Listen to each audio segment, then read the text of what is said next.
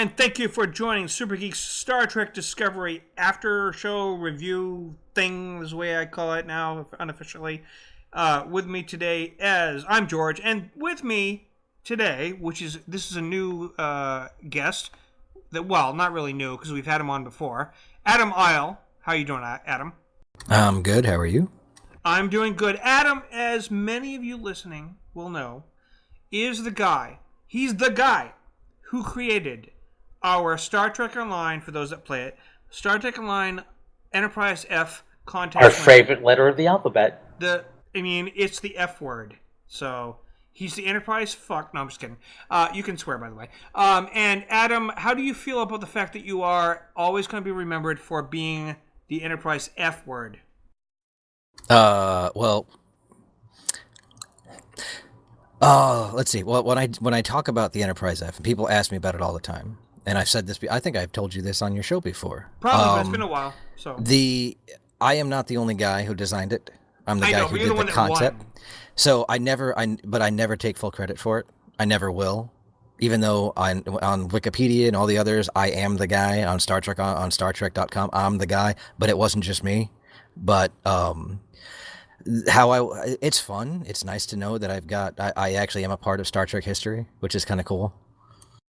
I'd like to point something out, that this level of humility is not usually noted from on this broadcast. Well, yeah, and not just this part, but from certain members of the Lawrenceville, Georgia fan film community.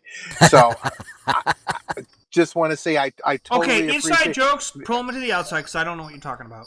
You don't. Well, there's a certain fan film producer who wait a minute! I know what you're talking about now. Okay. A fantastic team of professionals behind him that created one of the best. It took me a second. I now understand. Yeah. Okay. And he basically says he did this all by himself, and everybody else is a bunch of losers. So yes, this level of humility, this is refreshing, to say the least. From my good friend Adam. I have to. And when it comes to the Enterprise F, I have to take the humility, the humble side on it, because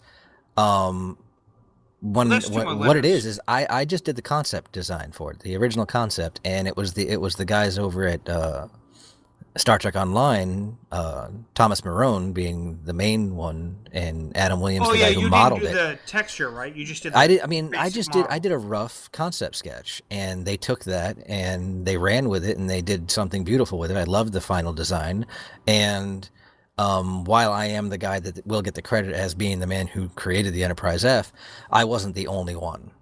Adam, let me ask you a question. I'm kind of curious about this. Is there a place online that we can go to see the development from concept drawing to what it eventually came? I'm just curious. I don't know if the StarTrek.com link still exists, but I can find it. Give me a sec. Wait a minute, you have it. You have on your DVR. I bought your Eagle Moss ship, didn't I?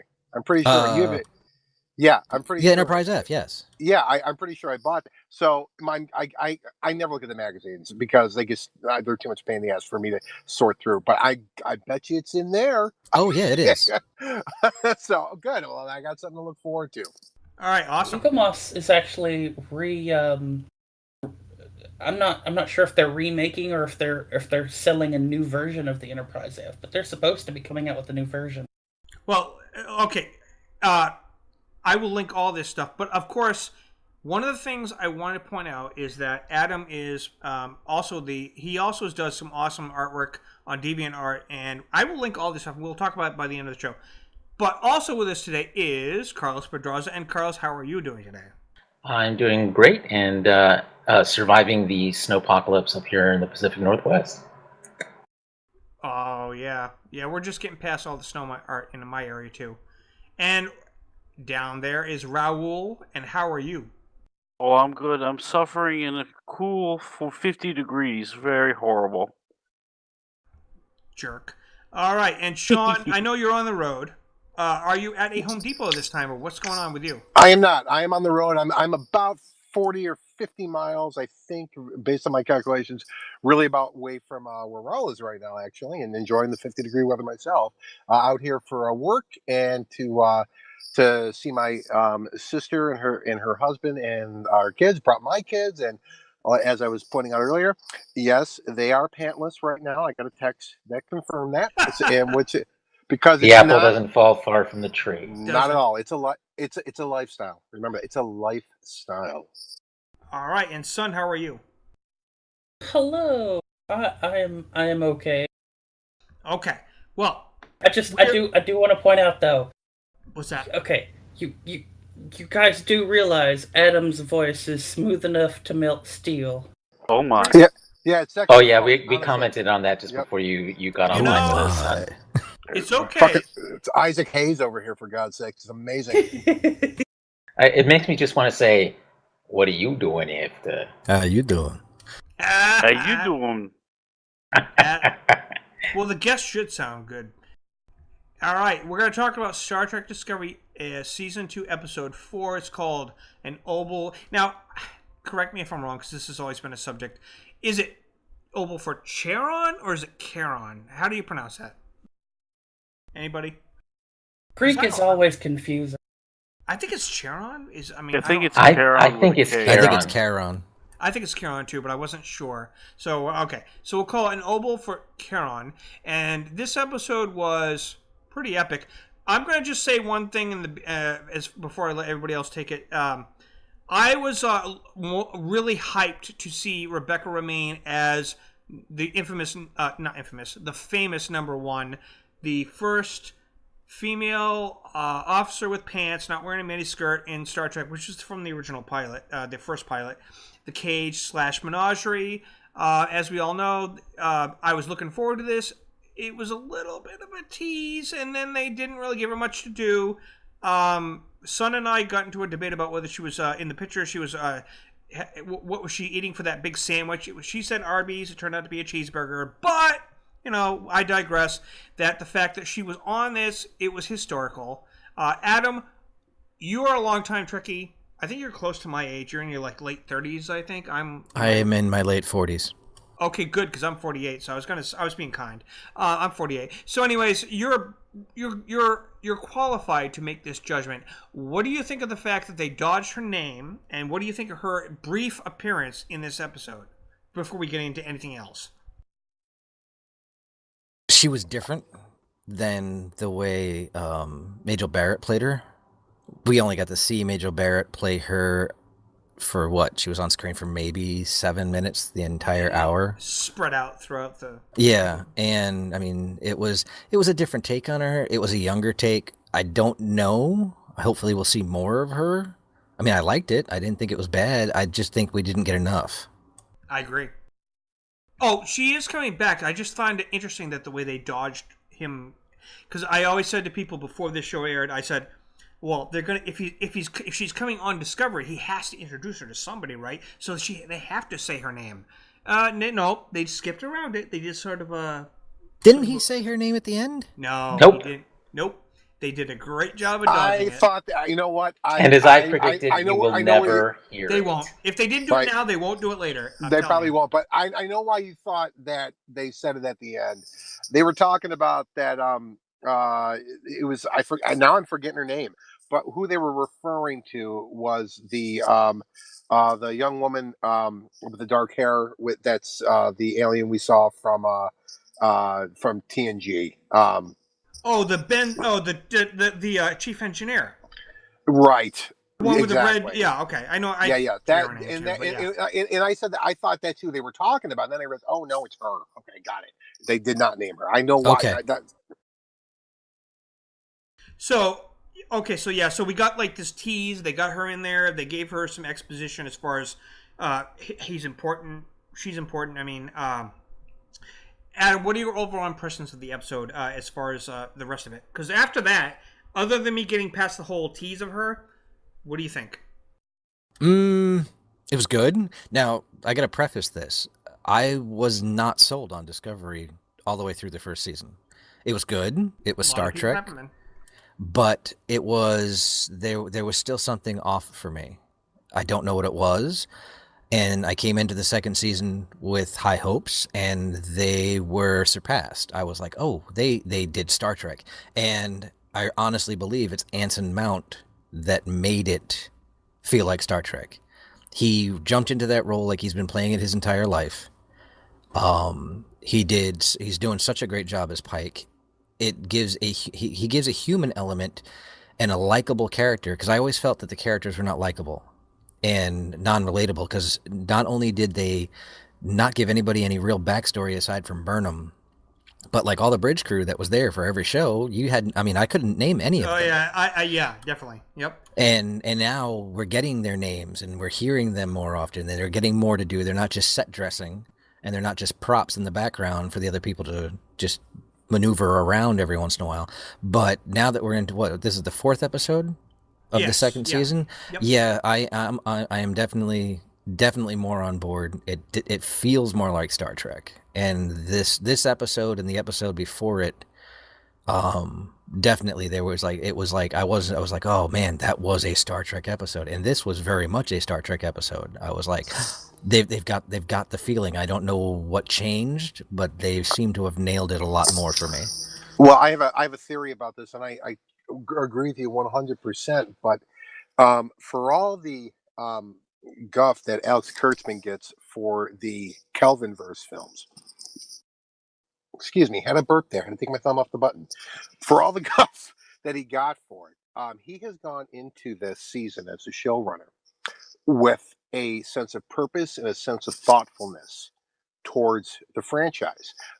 I think that's what was really missing last year. Everybody wanted to do. Seems like everybody wanted to do their own thing, right? In like, I think the prime example of this is at the end of the season with the Klingon 2 dicks things, and Akiva Goldsman was bragging about this. They always said Klingons had 2 of everything, and I just wanted to do that, and I felt that I don't really care about it, but it's his motivation for doing it that bugged me as a fan. That's like they wanted to just do Star Trek, every man for himself, how they put their stamp on it instead of actually doing Star Trek. Now, mind you, I agree. I did enjoy the first season for what it was, and like I've always said, like I continue to say, that outside of the first season of the original series, it's the best first season of Star Trek we've ever had. But Kurtzman, and this is just, I'm noticing little things that he's doing besides the direction of these episodes and the way that these, like you said, this is Star Trek again. It's little things like, okay, we're putting hair back on the Klingons. Not that it's a big deal for us really, but it's an acknowledgement that there are little things that we can do that fans will notice, that we can like give a little wink and a nod to, say, okay, we heard you. I'm thrilled that they dumped the holographic holographic communicator, not because it was necessarily a bad thing, but what's that? Well, all right. I was trying not to interrupt you, but okay. Well, let me. Well, they seem to have phased it out, like, and done a good job of retconning in order to do it. We just don't like, and it goes in the fritz. So and I like these little touches like that. It's like they're going, okay, yeah, it's not really significant, but we want the fans to know. Just remember just these little things, okay, and take it as part of the overall package of what we're really trying to do this season. Like Kurtzman, when I saw him in Vegas at CES, he was very, very honest about what he wants to do for the franchise, and that he wants to bring, Star Trek, the television show, back. He wants to bring the television side back to Star Trek the way it should be, with the themes and the moral conflicts and all the stuff that we love about Star Trek. And so I think it's his leadership, and by God, Anson Mount as Pike. Look, look, get that man his own fucking series when he's off of Discovery. Seriously, that's where I'm at. I mean, I love him as Pike. He's amazing. I'm ready to declare that Pike's leadership, as shown through that actor, is really the finest leadership we've seen so far on a show, including Patrick. stewards. You did not just say that. I did, and I don't mind. Raul, I cannot believe you went there. I did. I want to say... Go ahead, Carlos. No, that was me, actually. Oh, Carlos, did you jump in? I don't. You guys sound the same. Like Oh. I don't know who's who anymore. Oh my god! It must be our mellifluous tones. I mean, yes. That must be what it is. Go ahead, Adam. Anson Mount, the way he's portraying Pike right now, you can actually see the man he's going to become in the cage, the way he cares about everybody. And when you actually meet Pike in the cage and he's like, I can't do this anymore. I'm tired of being the man who has to send people to their deaths. I'm tired of this, because he does care about his crew. And it does seem like the Discovery crew is giving him a sort of second hope. And I feel like when he met up with number one, he didn't say it in words, but it was like she was kind of looking at him saying like, so how's it been? And you got that expression, like feeling to me that he was saying, this crew isn't special. They're not like they're worthy. Like it's not like, you know what I mean? And I want to touch on what Raul said. Raul, first and foremost, are you trying to get your ass kicked by every Trekkie out there? But what you said, no. But I don't seriously, mind. Well, first of all, I agree, I'm not really that scared of the Trekkie fandom. That's true. We're not a terribly physically imposing bunch. Right, exactly. Well, wait till they dox you, Raul. I've been doxed already. Yeah, who hasn't in this group? But anyway, actually, I have been too. Yeah. As I was thinking about this, and I thought as soon as Raul said that, and then Adam followed up, I started thinking about this. And Picard, I think why we like Mount so much, because he's like the boss you want to have. You know what I mean? He's the empathic leader. Picard was the intellectual leader, and it's a different style. Well, right, and we know how standoffish Picard was with his crew, even those he considered to be close with maybe the exception of Guinan, right? And we know, and even Crusher, he was standoffish with from what we saw on screen. But and we're reminded of this at the end of All Good Things, when the final scene at the poker table where he says, "I should have done this a long time ago," and they're like, "Well, we always had a chair here waiting for you. Where you been?" You know, let me stop us for a moment, just because we're actually doing the thing where we're retreading why we like this season, but we're not talking about the episode itself. So let me just I'll talk about the episode. Hold on. Let me just go back to. I'm going to start with Carlos on this part, because Adam gave his opinion of the episode, and we just got sidetracked a little bit. As far as Carlos, what do you think of this specific episode itself? As far as what it brought to the table, as far as the storytelling, and how it furthered the plot for this season? Well, I think it did well on both those fronts. I think it was a very ambitious show story-wise, because it had three pretty substantive plots going on with each other, which can be really hard to pull off. But I think what they did well when you structure an episode like that is they made sure each of the different plot lines reflected or contrasted or added to or shone a light on each of the other two. I thought they handled that really well, and made what could have been a very frenetic story hang together in a really great way. So in terms of just the episode's own structure, I thought it handled that fantastically. As far as the arc of how it contributed to the arc of the season, I think it did that well on a number of fronts as well. It kept Spock sort of front and center, even while he was kind of a tangent in terms of plot, but in terms of theme, he was still very much at the center of what they were trying to accomplish there. And it was very classic Trek in the sense that, the ship goes haywire, apparently threatened by a completely alien super creature, and they worked their way through that to resolve it in a very methodical way that was both logical and emotional, and particularly the way it dovetailed with Saru's story, I think, masterfully. And son, what do you think about what do you think overall about the episode? And also, is there any particular things that struck out to you in this episode? Okay, I do have to ask this question because I'm now confused again about the whole premise of Discovery. As far as we're aware, all of this stuff is supposed to take 10 years. It's supposed to take place 10 years before Kirk and Spock and stuff, Give or right? take. Yeah, 9 years give now, or take. roughly. Yeah. Right. Okay. Right. So does all of this stuff take place as well before Pike? No, that's after. This takes place 10 years after But does this the take cage. place before the? What? I actually have this down to a memory. So TOS, I don't know which season it was, but the episode, the Menagerie, which was the Cage's flashback replay of what was originally the pilot. Right. Spock said during the trial that the adventure you're about to see on the screen took place about 14. I can't remember if it was 14 or 15. It was either one or the other. I'm going to say 14 years before this episode. So that means if you go back 10 years and raise it up a few years, blah blah blah blah. So in other words, when you see Pike right now, he's already been through all that. So he's actually gone through the Cage / Menagerie. They came back from that 5-year mission. They got the new uniforms, and this is where we're at. He's already been through all that. Okie dokie. I was just confused. George, I can't believe I'm going to say this, but thank you for the clarification.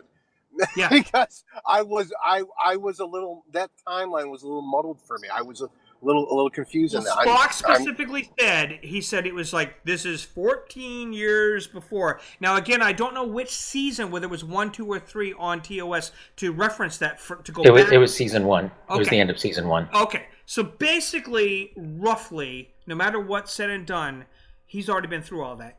That happened during his 5-year mission that he came back from. Well, there you have it. I was just confused. Us talking about this being a setup. That's for why the the Cage. fortune. Yeah, that's why that fortune cookie moment in the. It's not. I didn't mean it as a setup for the Cage. I meant it more that you can see it's the same person. Right. Exactly. Okay. Right. I worded it wrong. You can see that the character is the same. It's the same guy. And also, Anson Mount is doing such a good job with it. Right, and you remember that moment, the cookie, the moment where he looks at the fortune cookie and what it said, and not all cages are a prison or something like that, and it's like, that was like more telling because he's already been through that. You know what I mean? It was a nod. Right, exactly. Or a foreshadowing. Could have been either one. But or both. Or both, yep. The biggest thing that stood out to me this episode was the try to explain why the Enterprise was malfunctioning and use the holographic emitters as the excuse. I did call that, you guys. Okay, but that doesn't explain why Starfleet never got in contact with the Discovery to say, hey, you need to stop off and get Pike. It's just run into the Enterprise, who's emitting a distress signal. I'm glad you brought that up. I just want to clear this up. There's a very simple explanation for that, and that's because they have AT&T as their carrier. That's the reason why. That's why. But no, I actually thought about this. I'm glad you brought it up, son, because I'm geeky enough to go back to the season finale from last year, and they said, we're going to Vulcan to pick up our new captain. Now, I thought about the wording of this, and they said, we're going to pick up our new captain, okay? And according to the Discovery, to the season premiere, they had been on their way to deliver the message in person, which means they already contacted Starfleet. They already said, hey, we're gonna do this. What this means is Pike was that was the guy they were talking about, basically. They were supposed to meet there, but they had that malfunction. Anyways, let's move on. So, so son, basically, what did you think of the episode other than that? You said you were confused, but what did you think of the episode? It was weird, but it was Trek. Okay. I mean, this whole season has been weird to me, but it's been Trek. Pat Buchanan, next issue. Well, there's nothing wrong with being weird and Trek as long as it's good storytelling. I have to wonder though, if the big sentient ball of information has information about the Iconians in it or not. Did anybody get the feeling? Did anybody get the a feeling about this alien that it reminds you of Tin Man by any chance? From a lot of people that's what I said first. A lot of people have. Yep, they brought that up. They have brought that up. I was actually happy that I loved the episode. Even somewhat shadows the TNG episode of Tin Man. And I was just glad for once. I love Tilly, but it was nice to have one episode where she wasn't the hero. Saru was the hero in this episode. Anyone who wants to jump in, whoever talks first. What did you think of Saru? Basically being the hero in this one. Can I speak on Saru? Yeah, go ahead. Saru's speech really meant a lot to me. His situation is really my situation. He's an exile from his planet. I'm an exile from my country. He's he tries to excel in his new environment, and so did I. I'm not allowed to go back to my country. He's not allowed to go back. Which was Cuba, right? It is Cuba, yes. Okay. And so a lot of what Saru said in that speech was really touching and meaningful to me, in a deep way. And I think they captured what it's like to be in that situation very well with Saru. Even though, of course, he's an alien with an alien disposition and an alien physiology, he has a lot of human traits that make him very sympathetic, and I really enjoyed this episode for that fact. You need to go back and watch the short trek where we meet him on his planet with his sister, if you haven't already seen it. Since you have access to CBS All Access, because this is highly recommended. Yeah, it's highly recommended. It dovetails into this episode perfectly. Yeah, you'll appreciate it, Raul, because we're going to revisit his planet Kamendor, whatever. Kaminar. Right. So seriously, watch it, Raul. You can find it on the site. It's Short Treks. It's the last one they filmed. I think it's called second to last one. It's not the last one. The Harry Mudgett. Yeah, Brightest Star. It's called The Brightest Star. Sure, I will check it out.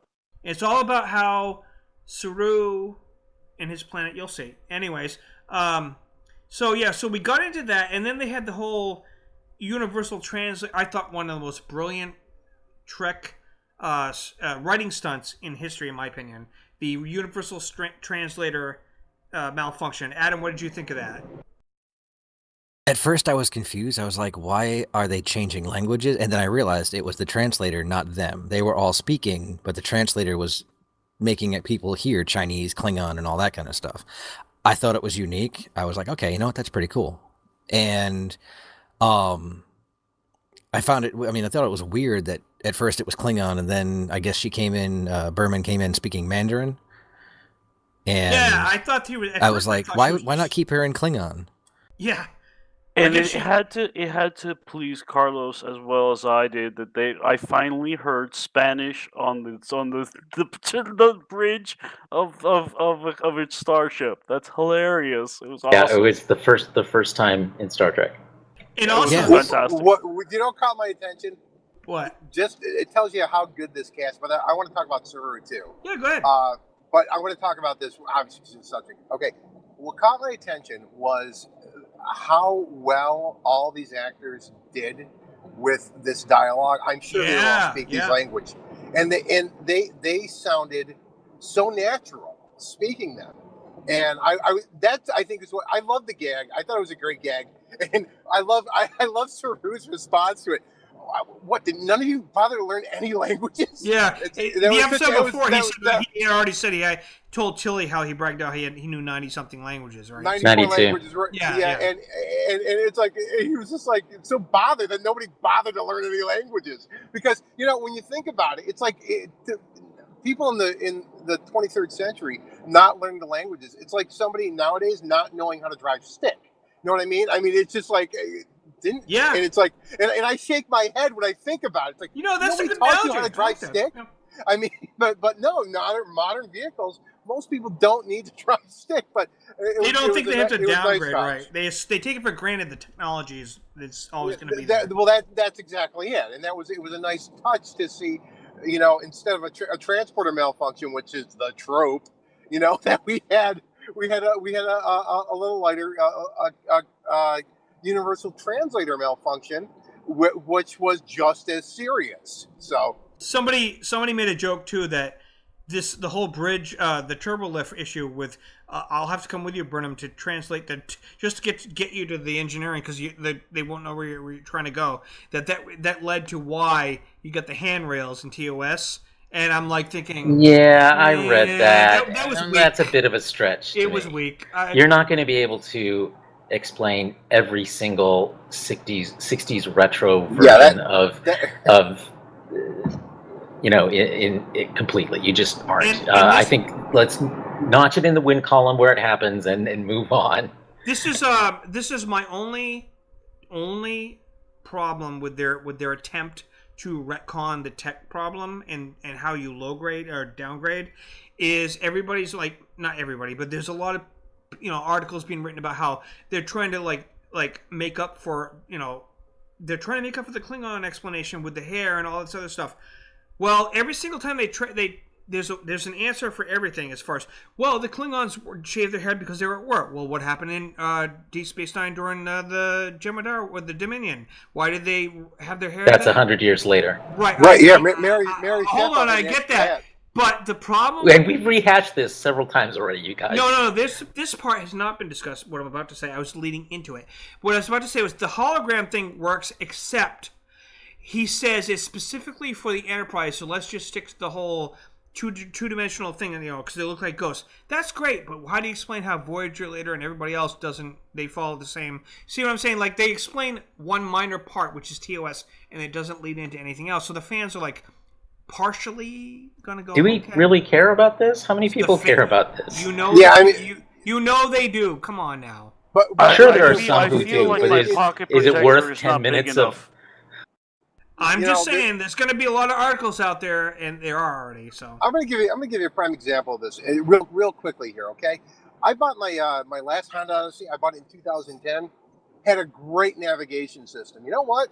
Cars don't come with navigation systems anymore. You would think they would because of the technology of how convenient it is. No, because what they assume is you're just going to use your phone. So they don't include that anymore. There's more. What it comes down to basically is that you try things out when they come out. And sometimes you go back to, just what is more efficient. And that's the bottom line.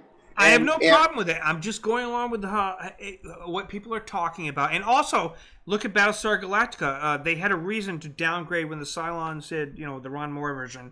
They had the networking thing where they had to go low tech. So there's always a reason you can explain. Yeah, right. But I hate to get this much off course with this because what we wind up doing, we're not talking about what the episode. We're talking about fan nitpicks, and right. we should really be talking about that whole Saru scene. I mean, seriously. I mean, okay.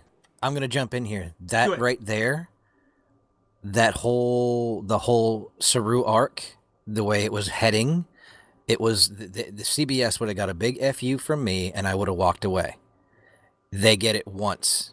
They're allowed to pull that off once. Which part? Killing off the best character on the show. Right. I was about to. This was the problem I had. Not the problem I had with it, but I've watched the show enough to know that I watch a show enough to know that not shy about killing main characters or high-profile characters. And I was getting to the end of this going, they're really going to fucking kill him, aren't they? Holy shit! Does nobody remember? Does nobody remember what they said in the beginning? No one is safe. Little George R. Martin exactly. For Star Trek. Well, right, exactly, and that's why and that's why I think it has so much emotional impact because I'm sure there's a huge chunk of the audience like us that said, "Oh my God, they're actually going to do it. They're actually going to do it." We've already seen trailer moments though that go beyond this episode, so unless they're deleted scenes, which why would they be? That knife came really close to those threat ganglia. It sure did. Yep. But but who? I mean, really, you're talking about the at the end of the first episode when they gave this season on Discovery. Who remembers that from three episodes ago? I mean. So I mean, the hardcore fans will remember all of these details. Nah, I don't know about that. Not the trailers, Oh, dude, I do. I did like the whole, oh my God, my entire life has been a lie. If we get past this, we can go past this and we don't die. We actually become stronger creatures. That's the best part, that it not just that they survive, but that they are able to shed this emotional crippling that their entire race has suffered. Yeah, but if you're going to prove that scientifically, you need to have it happen again. No, well, here's the thing. The Baul, the alien race that we have not actually met yet, they have been obviously defeated, and because the mirror universe, they conquered the Kelpians so that they can make them into seafood, right? So, not to make a joke, well, sort of. But it's true, though. They had to have conquered the Baul to be able to have all these Kelpians to be able to say, hey, pick one, Burnham, so we can eat them. Yeah, see, that's the problem. That's literally the problem I have with the whole Kelpian situation, is that you literally have a foreign alien race interfering in the development of another alien race. Well, and yet the Federation stances don't interfere. We don't actually know that they're alien. We only know that they have spaceships. They could be the apex predator of that planet. Right. They are. You can have more than one sentient. He said it. Saru said it in his speech. They are the apex Raoul, predator. you really need to watch that short trek to understand, because the Baul, it's all in that short trek. It's about, you'll see. Well, I mean, here's what they did with the whole Saru arc in that episode. For Saru, he answered the existential question for all human beings: why am I here? Right. And now he's got an answer, or at least he's got his notion of why he's here, his people are here, has been changed radically. And they don't need to do it scientifically, because every Kelpian that goes through that was killed before they finished it. He said they killed themselves going mad because of it. Well, the gang. No, she said. What he said was, "We get eaten before we go yes, mad." They called. That's why they submit. Them. No, he said no. Yes, he that's said exactly what he said. split it in two. He said they are either taken and devoured, or they drive themselves mad and kill themselves. Well, okay, yes, but what I gathered from this, and okay, so when they get the gangrels that come out and all that, they take those people. And they bring them to that little beach thing with the Baul and the big crystal thing in the middle. And they say, you are the sacrifices for the Baul, and nobody knows what happens to them after that. So what basically I gathered was, and this, I mean, again, I could be wrong, but this is what I gathered, is that after all these years of this happening, that this has become a predisposed sort of biological conditioning that they know when it's time. So if whatever's going on with your biology, you're gonna be picked next to go out there into this and hang around that crystal, and you're gonna be sacrificed. And so what basically Sarah was saying was, we've been lied to, because they made the Baul, which were their gods, basically told them, this is your time to come to us, because we've made it so that you're biologically predetermined to know who to bring to us. And then but now he knows that if you go past this moment, what it really means is you're going past fear and you're evolving. And I don't think they actually got to the madness part. I think that was something that they were told would happen. Right. Yeah. That if makes they sense. Didn't get culled and they didn't come out to get eaten, it's basically. But he made it seem like there were people who had run away from it before. You could be right there. Yep, you could be right. And I think we're going to get into that later in the season, because they did promise we're going to return to Kamandar. Is that what it's called, Kamandar? Kaminar, sorry. Okay. So my whole deal is I'm not 100% sure this isn't something that is a byproduct of the alien having died, because it was the alien that set all this off in the first place. You could be right, but let me ask you this, Sean. As far as where we're going, okay. So we get into this episode. We have an alien probe, very TNG-ish, more than TOS, trying to tell us something. They have to kind of trust it, lower the shields and all that.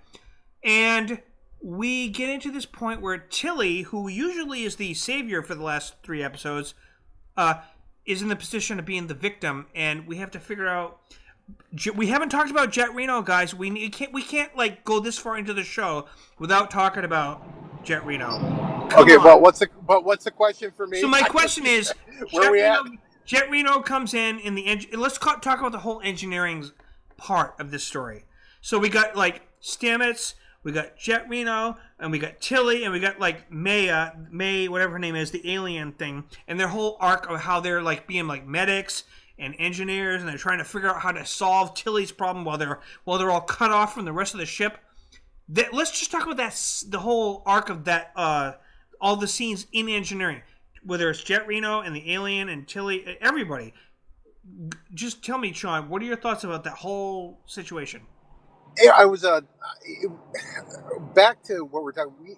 Carlos had pointed out that they managed to very successfully interweave 3 distinct subplots together, to have them all come back and to come around and meet each other. Interlink, yeah, everything came full circle, and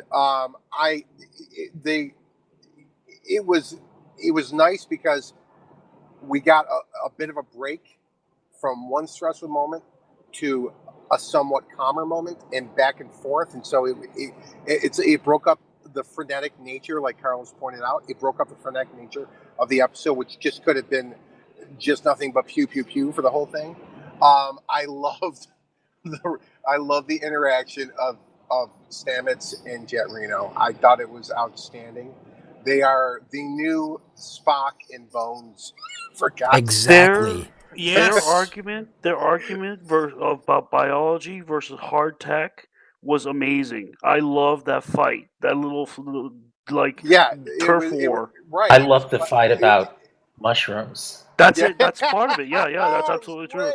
I just want to step in real quick and say, David Bowie's canon now. Yep. Yes. Prince is also canon. She wanted to play drums for Prince. Yep.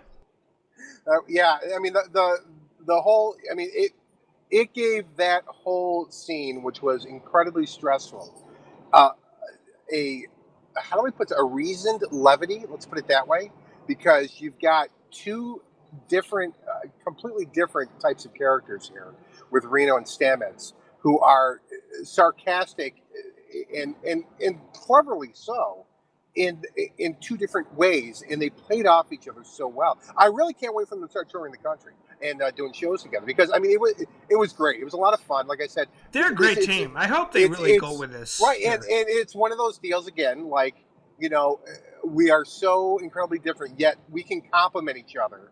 And this, again, a classic Trek trope. And, I saw someone post in one of the Trek groups today, Discovery group. This guy's I'm not going to name him, but he's a known troll in these groups. And he posts, he goes, the subhead for this last week's episode of Discovery should be how many classic Trek tropes can you squeeze into an episode? Well, not for nothing. Isn't that what people were complaining about last year? That there weren't enough Trek tropes? Look, it's Star Trek. You're going to get Trek tropes. And when they're done correctly, when they're done effectively, you get episodes like this. Or with a little bit, just enough of the pop culture, but not to be obnoxiously. Right. They squeeze a little bit in, and it's a nice touch, and it works very well. And, it's the gatekeeping. Yeah, it's and not to drop the other franchise into it, but it's the exact same thing that happened to Star Wars. We got a movie that was derivative. People complained it was too much like the original. Then we got a movie that was completely different, and then they complained it was too different. Yeah, that's absolutely true. It's the exact same thing, and and this is welcome to fandom. It's what it is. And, what the difference is, in my opinion? The difference is based off what Adam just said. With Star Wars, you can't take Earth references though, because you can't say, "Hey, Luke can make a reference to an old David Bowie song," because you know what I'm saying. Because in Star Trek, you can do that, and you can take that conceit, and you can say it's an old ancient song that I love. You can do that in Star Trek even now, but you can't do that with Star Wars. You're right. Of course not, because it's a galaxy far, far away. Not this one. But what you can do with Star Wars, and what has been effectively done with Star Wars, is maybe not the pop culture references, obviously, but just the references to things that we all go through as human beings, and the sarcasm that we encounter in our daily lives, and the things like that. There's several references within the fandom to in Star Wars to just things that we can that's relatable is really what it comes down to. Okay, going back to the tropes that were in Star Trek. That was probably my biggest. Oh, really? We've already seen what happens when space travel damages a society or something other than space itself.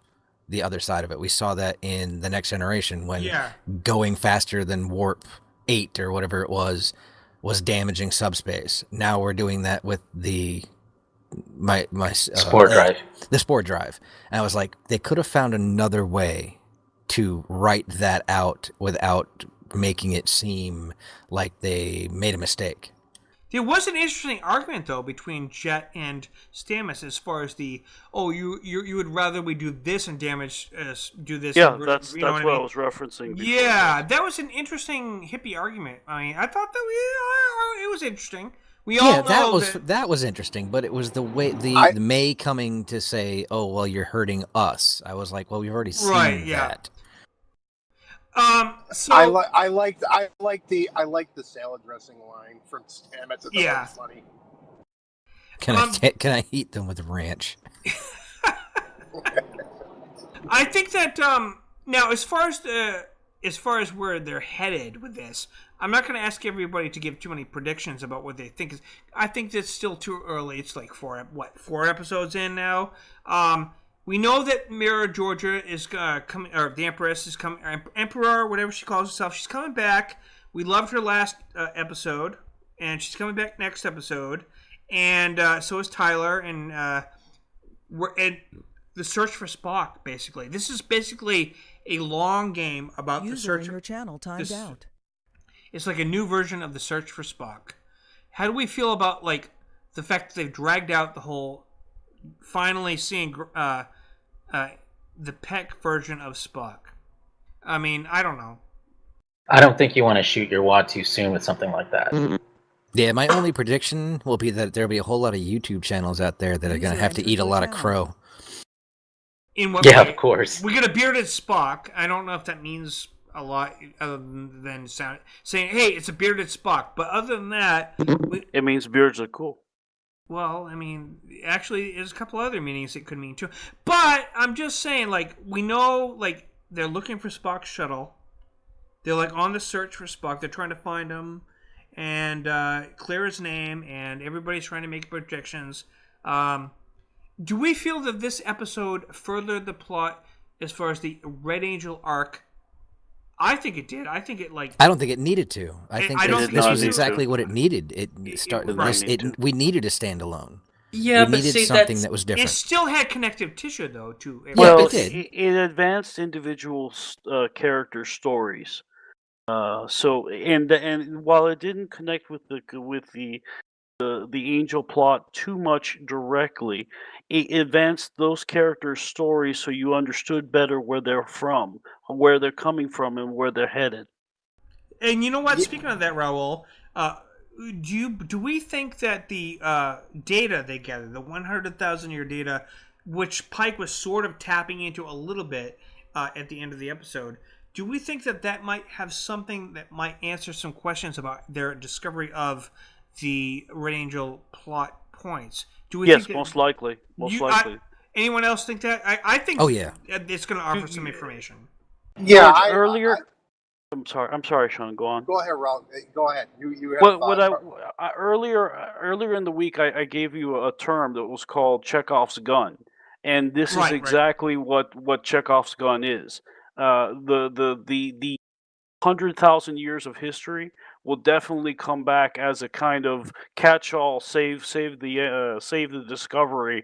Not as a Doxus machine. I can't pronounce it.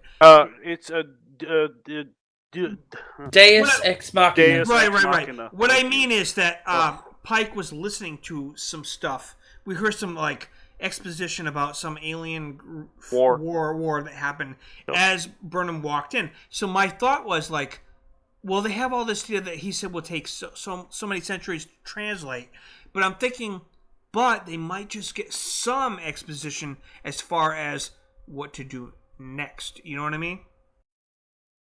I think we could go either way on that one. You can keep the plot line, the season arc going with or without it, and it's just a question of what the writers want to do. If they see an opportunity there, and they want to seize it, or if they makes it too easy, they decide not to. So, I think it's myself. I wouldn't offer a prediction at this point. I'm happy to wait and see. Yeah, I would think that there's I don't know how major of a plot point, but I would imagine that it's going to come up again. I would imagine that, but I agree with Carlos that they set it up so it's not necessary. It's out there if you want it. If not, it doesn't really hurt. As far as it linking this whole episode, and it's like Adam said. It really didn't necessarily have to be about the Red Angel. In fact, I think it's kind of better. It was more of a standalone episode due to the fact just to build some more tension about the mystery of the Red Angel for what comes up next. So right. Yeah, but see, I'm at a crossroads here with this particular episode, because now you're getting off into like other like plot pathways at this point.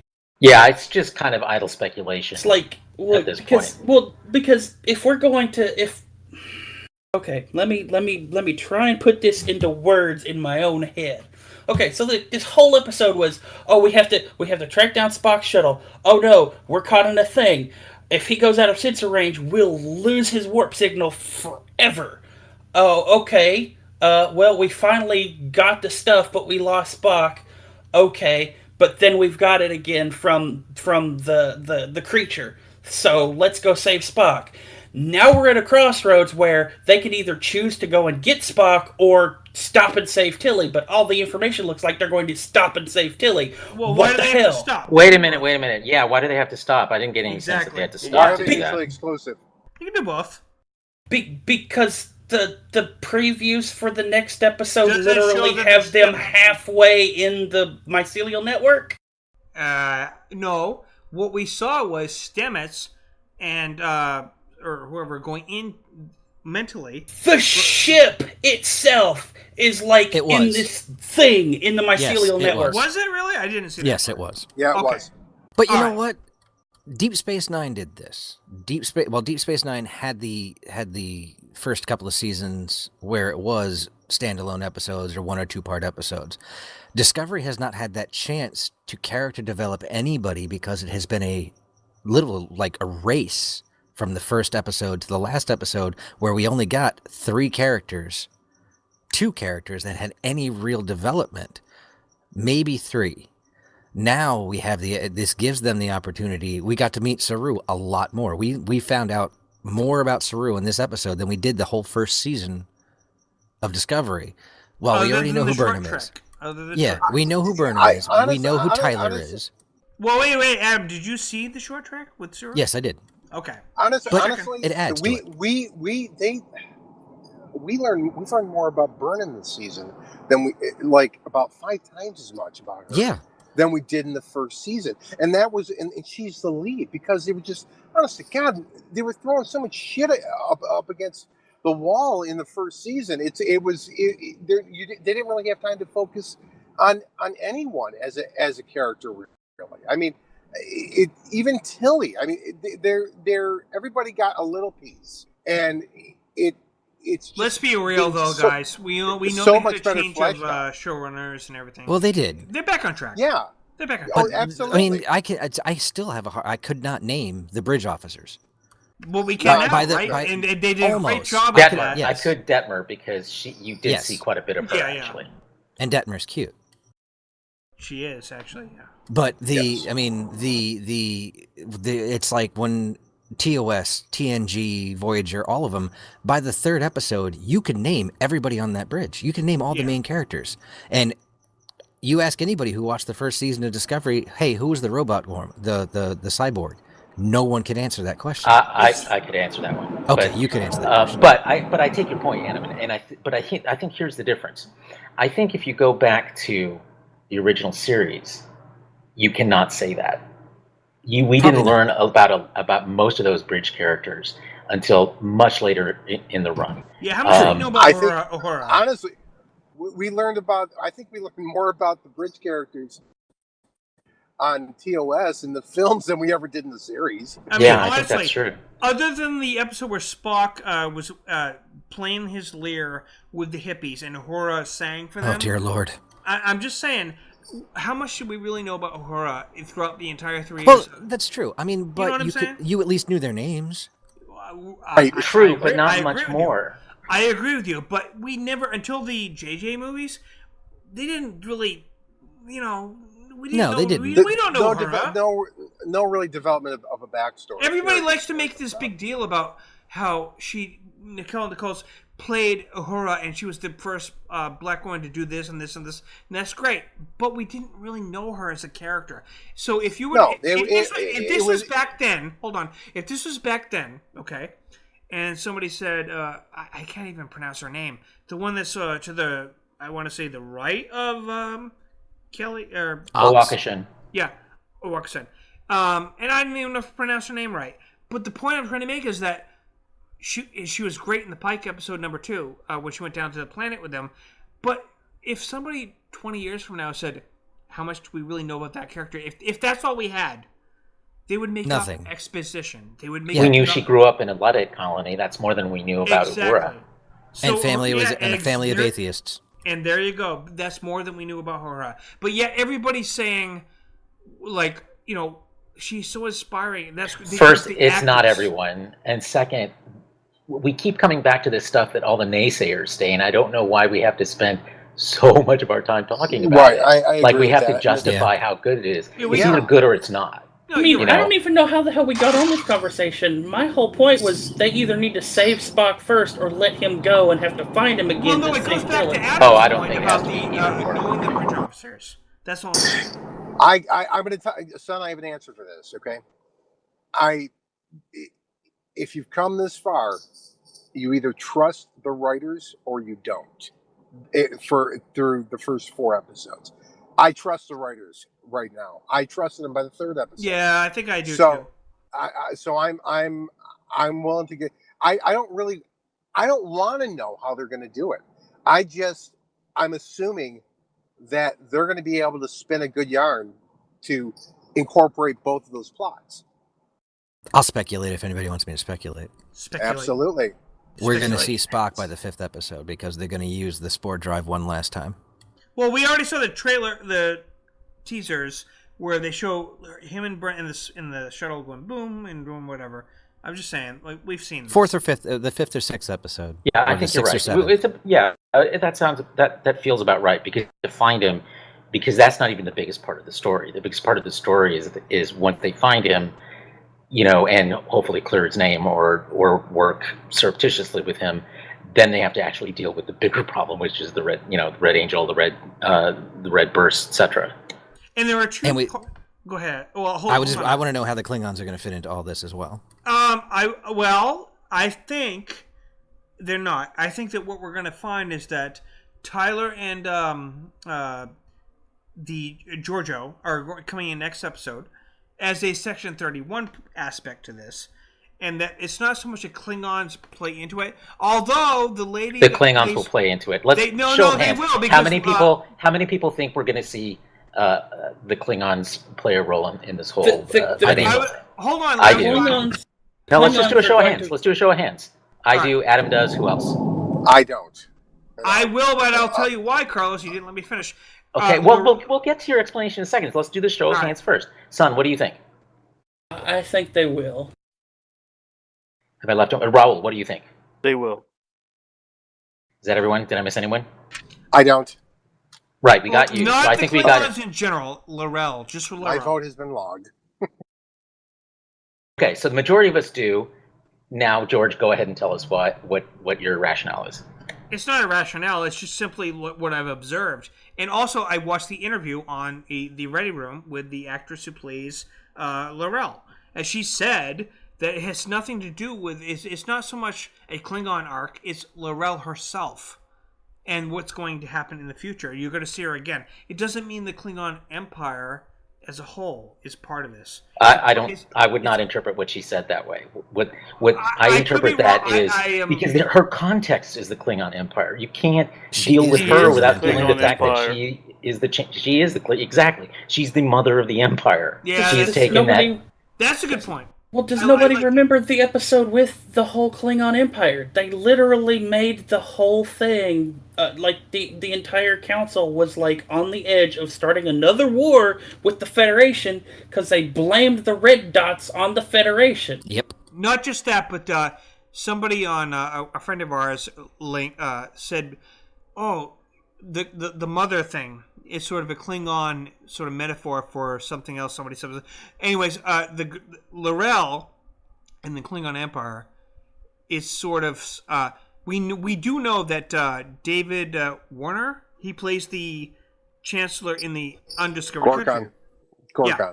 So we know that at some point in the future, like 20, 30 years later, there's going to be a male leader. So at some point between Laurel now and then, we know that she's going to, and I know this is kind of nitpicking. I'm just saying at some That's point... completely and utterly speculative. I think we should focus on what's really right in front of us. Let's move on. All right. So all I was going to say is that there's going to be a point where things are going to get different.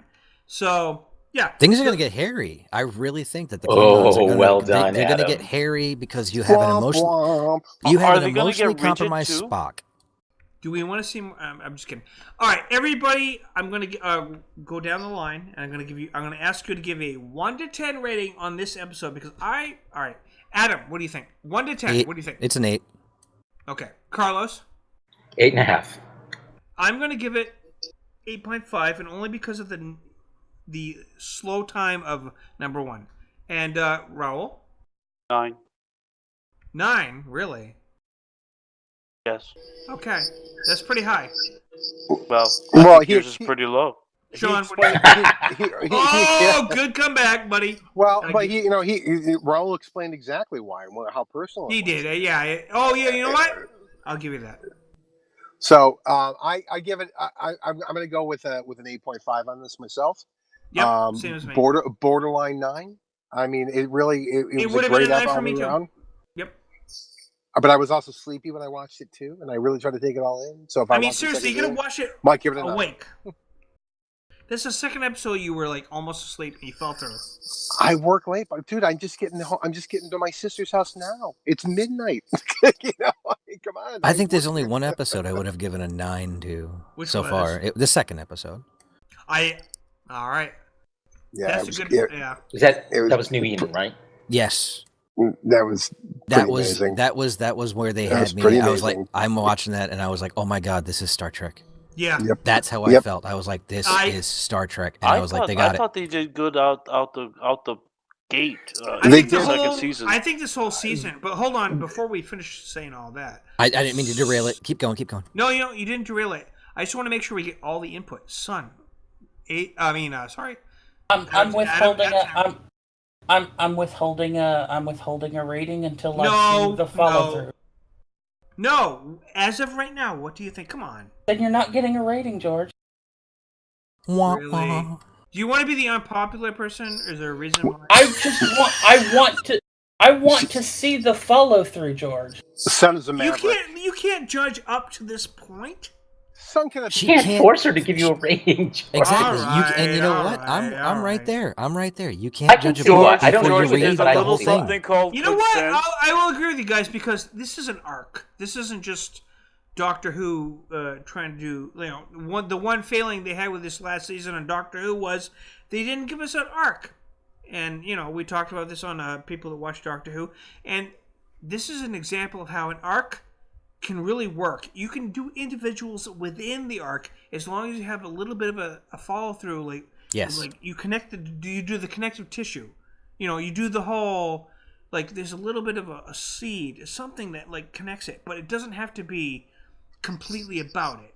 You know Well, what I mean? that's what Deep Space Nine did. I mean, Right, there are. I mean, it's like I pointed this out before. The seventh season of Deep Space Nine, there are literally 11 episodes of that season that are strictly the war arc, the ending of the war. The rest are all standalone episodes that have connective tissue, they're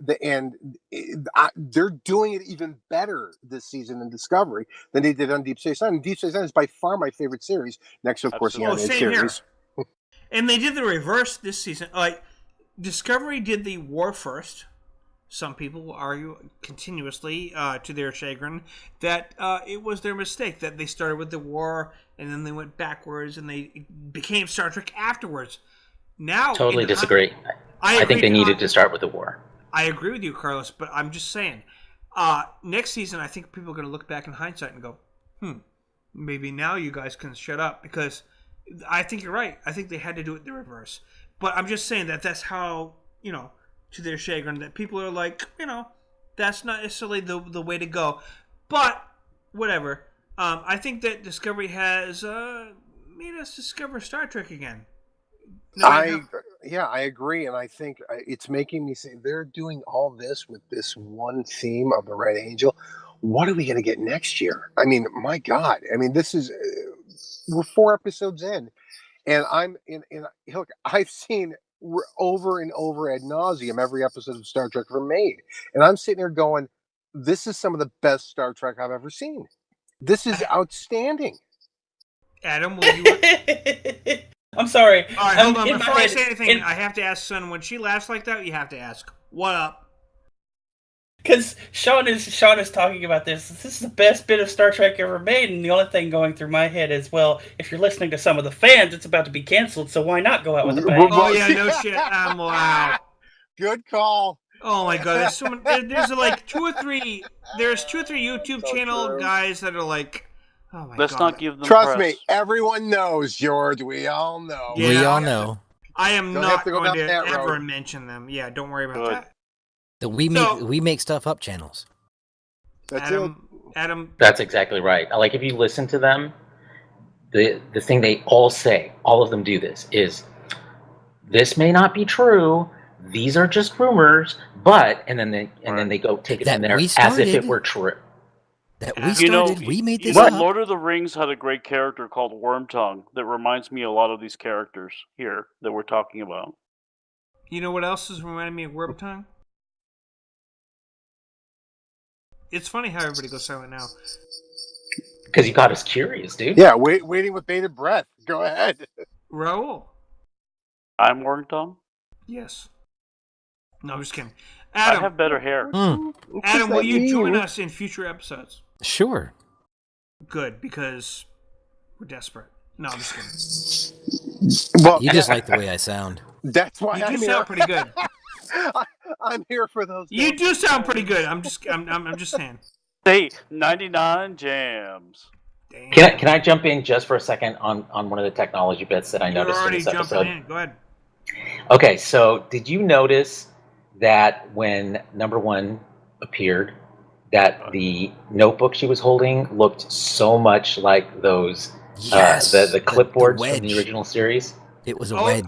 It was a wedge. I call it the hold on. I call it the UPS thing. I used to joke with the UPS people when they come to my door. Oh, I'm doing the Captain Kirk signature.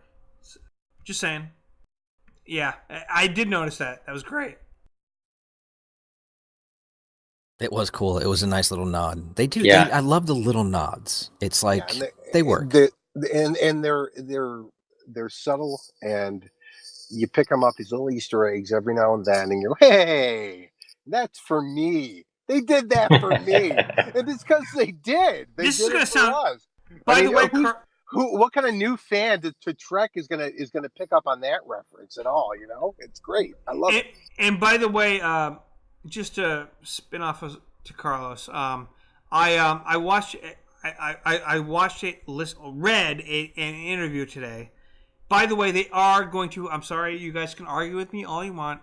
By the end of this season, the uniforms, they're going to be the Pike color uniforms. I don't know if it's by the end of the season. Well, but I think that's going to happen. No, it's going to happen. But not necessarily by the end of the season. Well, they said it's going to. It's in a... But they didn't say when. Oh, yeah. Look at it. Look at this. No, you're right. They spent a lot of money on the production design of this show and on those uniforms. The uniforms are great.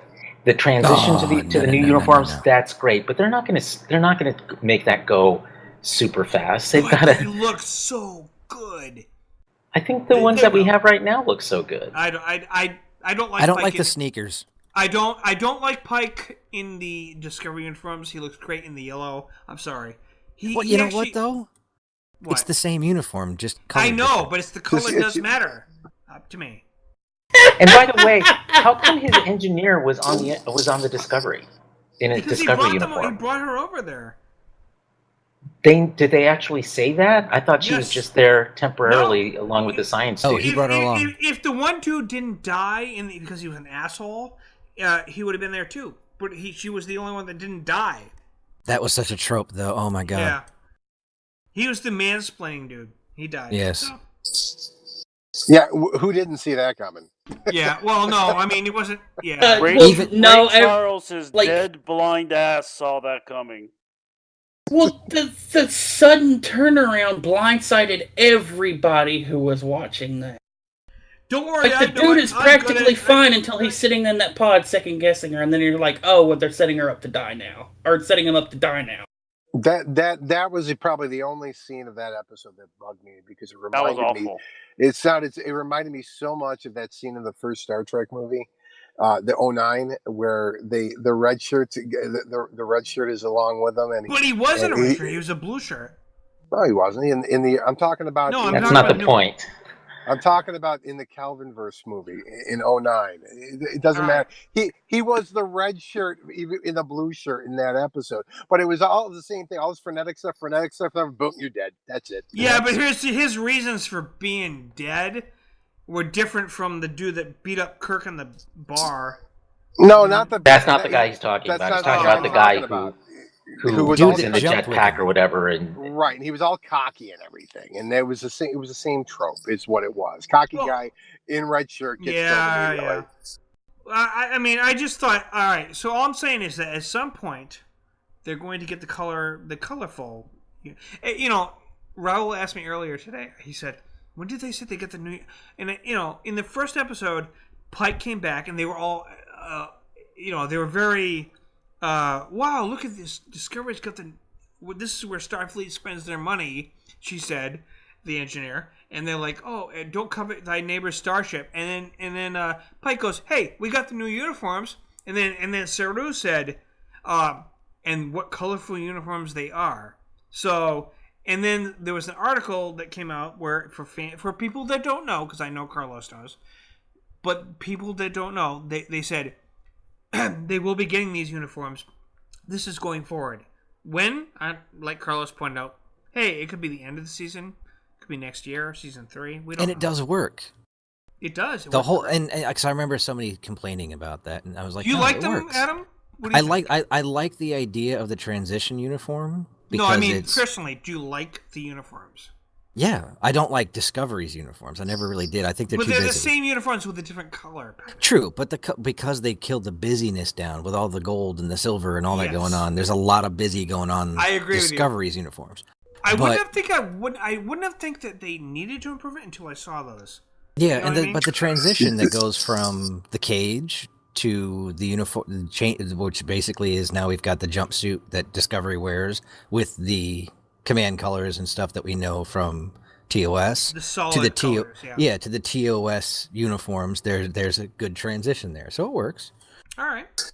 I like the. I'm not a fan of Discovery's uniforms in general, but I do love the medical ones. I think they remind me so much of the TMP. And again, they're the same uniforms, but they're white. I know that, George. I'm aware of this. You don't have to keep explaining. I'm well aware of this. But my point is that they're the white ones are so crisp and clean. I always thought the ones from the motion picture were incredibly underrated. I love those uniforms. I agree with you. Oh, by the way, Chief Medic's still dead. What? But we're getting No. He was not the chief medical officer. He never was. Culber wasn't the CMO. He wasn't? I thought he was. No, he was not. Pollard, who we have seen several times this season, has always been the chief medical officer. What the hell? You mean the girl? The woman? Yes. The woman, sorry. Woman. I'm so sorry, people. The girl. We don't got no girls in Star Trek. I think many older women would love to be called girls, but whatever. No. They voted, George, and they said no to you. They voted and they said no. I like that. George, you got a lot to learn about women. That's what my girlfriend keeps telling me. Character you'd most like to see killed off this season. George. We all said George. I even said George. Dear God. I want Tyler to die. I just want to die right now. Anyways, no, I'm just kidding. All right, you guys. Adam, where can people find you on social media? DeviantArt, I know it's one of them. Let's see. You can find me on DeviantArt, Isle Creations on DeviantArt. You can find me on Twitch on my live streams there. That would be The Geek Easy on Twitch. Easy, right? Literally. Yeah, with the letters Easy. Yeah, look us up. It's THE, Geek, and the letters Easy. Awesome. I will link that. And Carlos, where can people find you? I am on Twitter at AxeMonitor and at CPedraza, at AxeMonitor.com, and on AxeMonitor, the Facebook group. And Raul, do you still want to remain anonymous, or what do you want? It's not remain anonymous. I don't think anybody cares, so it doesn't matter. You have nowhere to be found. I mean. Yeah, exactly. All right, John, where do you want to be found? Well, of course. You and Alec Peters know where to find me. My God! I am on the Axe Monitor Facebook group, waiting for him to. You had to go there. I do every time. I'm waiting for him to accept my challenge of a debate, which he obviously has no intention of doing. But I hold out hope. And by the way, I do want to make a plug though that Carlos did not make. Axe Monitor now has a newsletter, and I highly recommend signing up for it. Does it have? Thank you so much.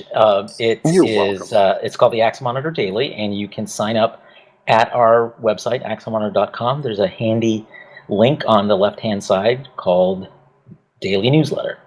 Wait. There's enough news still coming out to have a daily newsletter? Yeah. So far, so good. You have no idea. Son, there's part of the reason why I've been so neck deep in this for the past 3 years. He's a neckbeard, just so you know. The entertainment value this has provided for me is beyond reproach. It's like a septic tank that constantly needs cleaning.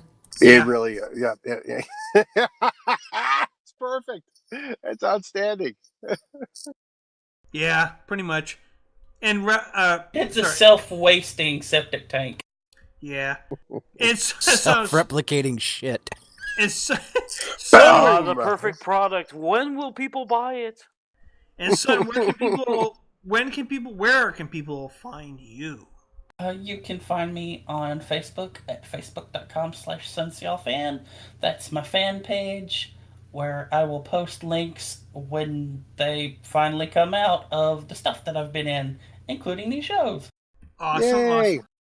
And as everybody may know by now, Super Geeks can be found on Subspace Radio. I will link it, but it's subspaceradio.net.